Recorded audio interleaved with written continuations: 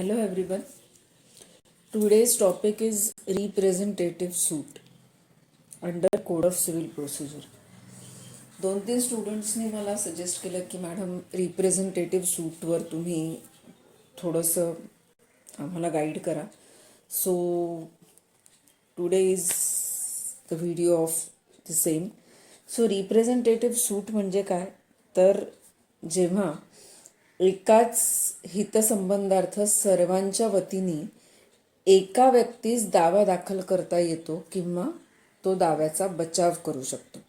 म्हणजे instead of numerous persons or what we can say where there are numerous persons having the same interest in one suit, then instead of all the persons filing the suit, one or more of such persons with the permission of the suit with the permission of the court can file or can defend such suit. म्हणजे जेव्हा अशी परिस्थिती असते की त्या particular दाव्यामध्ये अनेक जणांना interest असतो किंवा अनेक जणांचा एखाद्या पर्टिक्युलर दाव्याच्या विषयामध्ये अनेक जणांना इंटरेस्ट असतो, तर त्या अनेक जणांनी त्या एका दाव्यामध्ये पक्षकार म्हणून सामील होण्याच्या ऐवजी त्या सगळ्या व्यक्तींच्या वतीने एक जण दावा चालवू शकतो किंवा जर डिफेंडंट असेल तर अनेक डिफेंडंटच्या ऐवजी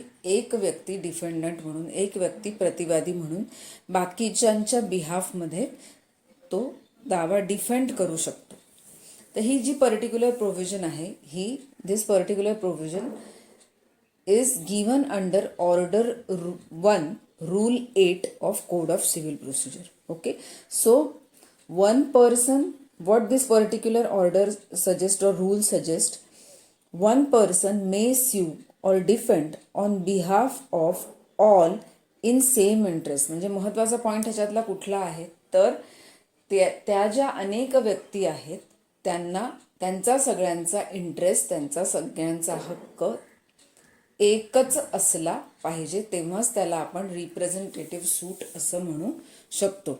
म्हणजेच मराठीत एक्सप्लेन करायचं झालं तर एकच हित आहे, एकच गोष्ट सगळ्यांना साध्य करायची आहे आणि तेव्हा सर्वांच्या वतीने जेव्हा एक व्यक्ती दावा दाखल करू शकते किंवा एक व्यक्ती बचाव करू शकते, तेव्हा त्याला आपण म्हणतो representative suit. Okay, so to describe more in detail 2-3 points are important in this particular rule 8. त्याच्यामधला पहिला पॉईंट कुठला आहे, तर numerous persons having the same interest in one suit. म्हणजे एकापेक्षा जास्त व्यक्तींना त्या दाव्यामधला त्यांचा इंटरेस्ट एकच असला पाहिजे. सेकंड गोष्ट कुठली, तर जेव्हा ही पर्टिक्युलर गोष्ट असेल म्हणजे when there are numerous persons having the same interest in one suit, then one or more of such persons may, with the permission of court, sue or be sued or may defend such suit on behalf of all such persons having the same interest or on behalf of the benefit of such all persons. Okay, so हा झाला first point की जेव्हा एकापेक्षा जास्त व्यक्तींनी दाव्यामध्ये सामील होण्याच्या ऐवजी त्यांचा इंटरेस्ट बघता त्यांच्या वतीने एकच व्यक्ती जेव्हा तो सूट रिप्रेझेंट करते आहे, म्हणजे त्यांच्या सगळ्यांचं प्रतिनिधित्व एकच व्यक्ती करते आहे की ज्यांना त्या दाव्यामध्ये समान इंटरेस्ट आहे, तेव्हा त्याला आपण म्हणू शकतो representative suit. So this is the first important point. Second important point is काय, आता रिप्रेझेंटेटिव्ह सूट जर फाईल करायचं आहे किंवा डिफेंड करायचं आहे, तर obviously what is the role of court here. The role of party is they have to seek the permission of the court. And what is the role of the court here, the court shall in every such case may give directions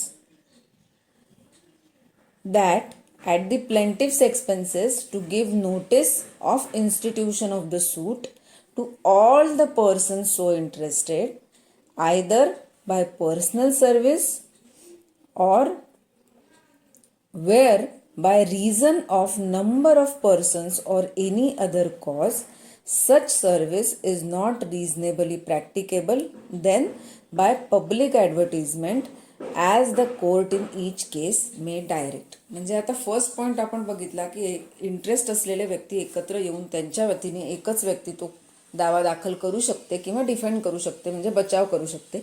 तर त्याच्यासाठी court काय करतं, तर before giving the permission और before giving the directions notice is issued. आता notice कोणाला issue केली जाते, तर त्या सगळ्या ज्या व्यक्ती, समजा 10 व्यक्ती असतील त्या पर्टिक्युलर दाव्यामध्ये ज्यांना इंटरेस्ट आहे, तर त्या 10च्या 10 व्यक्तींना नोटीस पाठवली जाते.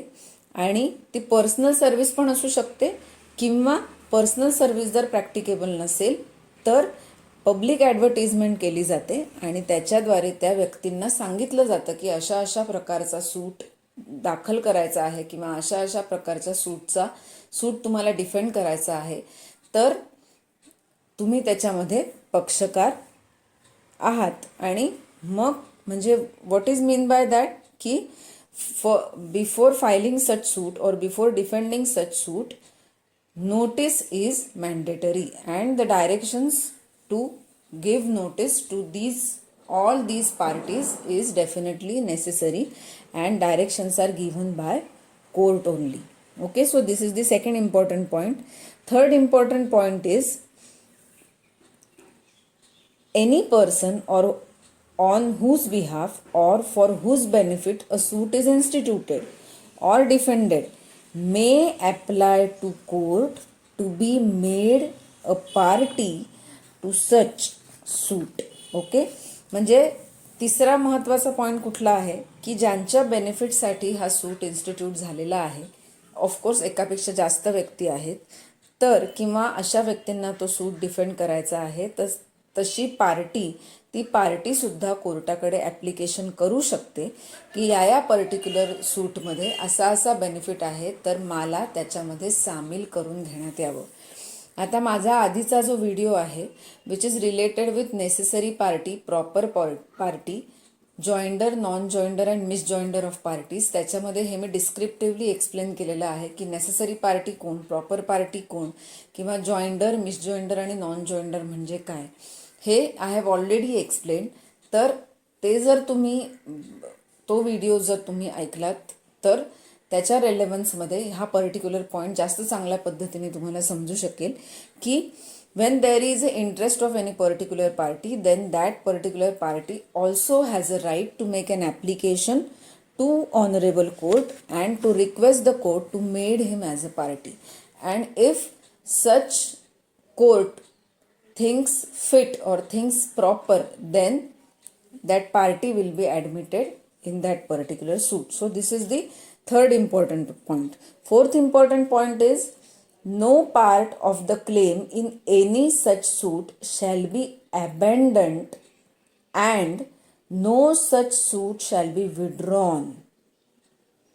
ओके, म्हणजे कुठल्याही कारणावरून त्या पर्टिक्युलर क्लेमचा किंवा त्या पर्टिक्युलर इंटरेस्ट जो आहे त्याच्यामुळे सूट अबॅन्डन होणार नाही किंवा सूट विड्रॉ करता येणार नाही. म्हणजे that suit shall B tried on merits. Okay, so पुढे तो पर्टिक्युलर पॉईंट काय सजेस्ट करतो की नो ॲग्रीमेंट, कॉम्प्रोमाइज और satisfaction shall be recorded in any such suit under Rule 3 of that order unless the court has given at the plaintiff's expense notice to all persons so interested in the manner specified in sub-rule. So what this particular point suggests कि suit shall not be abandoned or suit shall not be withdrawn under order under order 23 Rule 1 मध्ये ज्या provisions दिलेल्या आहेत त्याच्यानुसार असा जो सूट असेल तो त्या पर्टिक्युलर रिझन्समुळे अबॅन्डन केला जाऊ शकणार नाही किंवा विड्रॉ करता येणार नाही, मागे घेता येणार नाही. आणि जसं मी आधी सांगितलं तसं notice to all such interested parties is very much mandatory or rather it is the requirement. Next point is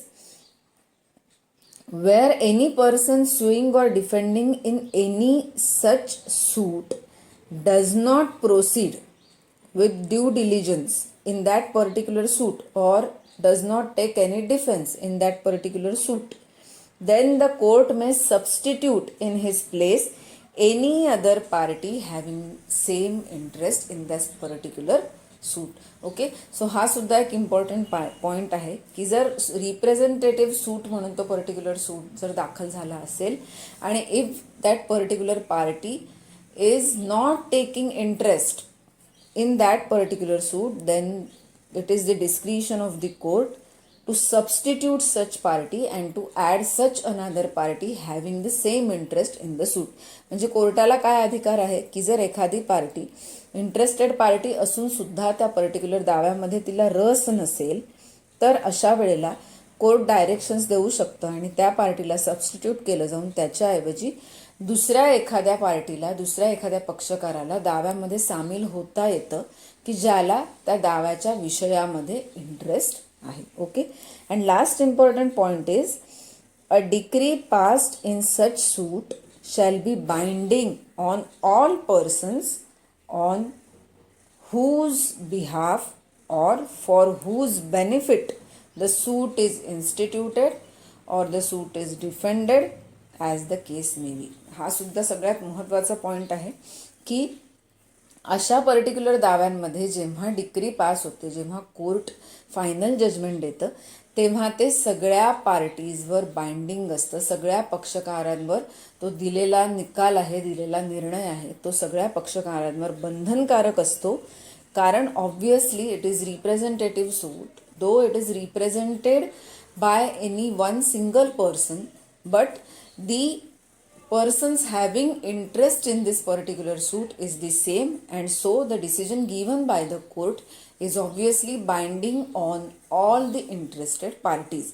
म्हणजे ज्या ज्या पक्षकारांना ह्या दाव्यामध्ये किंवा दाव्याच्या विषयामध्ये इंटरेस्ट असेल त्यांना सगळ्यांना कोर्टाने दिलेला निर्णय हा मान्य असावा लागतो. आणि जर प्रतिवादी म्हणून जर रिप्रेझेंटेटिव्ह सूट असेल तरी सुद्धा same rule applies that the decree passed in this particular suit shall be binding on all person on whose behalf or for whose benefit the suit is instituted or defended. Okay, so these are the basic 6 points of any representative suit. So representative suit म्हणजे काय की जेव्हा पुन्हा एकदा gist काढूया आपण की representative suit म्हणजे काय की जेव्हा अनेक लोकांना एखाद्या पर्टिक्युलर दाव्याच्या विषयामध्ये इंटरेस्ट असतो, त्यांचा इंटरेस्ट सेम असतो, हे इम्पॉर्टंट आहे, त्यांचा इंटरेस्ट समान असतो, तेव्हा अशा वेळेला त्यांच्या बिहाफमध्ये एक व्यक्ती जेव्हा दावा दाखल करते किंवा दाव्यामध्ये बचाव करते, डिफेंडंट करते, दावा दाखल करते म्हणजे ती व्यक्ती प्लेंटिफ असते आणि दावा डिफेंड करते म्हणजे ती डिफेंडंट असते, वादी प्रतिवादी रिस्पेक्टिव्हली, तर तेव्हा अशा दाखल केलेल्या दाव्याला आपल्याला रिप्रेझेंटेटिव्ह सूट असं म्हणतात. ओके, सो ह्याच्या रेलेव्हन्समध्ये आधीचे व्हिडिओज, जो पहिला व्हिडिओ होता ज्याच्यामध्ये बेसिक टर्म्स मी एक्सप्लेन केलेले आहेत की वादी कोणाला म्हणतात, प्रतिवादी कोणाला म्हणतात, किंवा ज्या महत्त्वाच्या गोष्टी आहेत which our basics of CPC code of civil procedure, तो व्हिडिओज तुम्ही नक्की बघा, त्याची लिंक मी डिस्क्रिप्शन बॉक्समध्ये देणार आहे. आणि secondly necessary party, proper parties, हा व्हिडिओसुद्धा तुम्ही बघा की जेणेकरून तुम्हाला ह्याच्यामधला जो पर्टिक्युलर पॉईंट आहे तो समजायला सोपा जाईल. अगेन एखाद्या पर्टिक्युलर टॉपिकवर तुम्हाला डिस्क्रिप्शन हवं असेल तर I will definitely try my level best to give the knowledge I am having. Do like, share and subscribe to my videos, and yes, do not forget to press the bell icon so that you will get the notifications of my videos. Keep blessing, keep supporting, take care.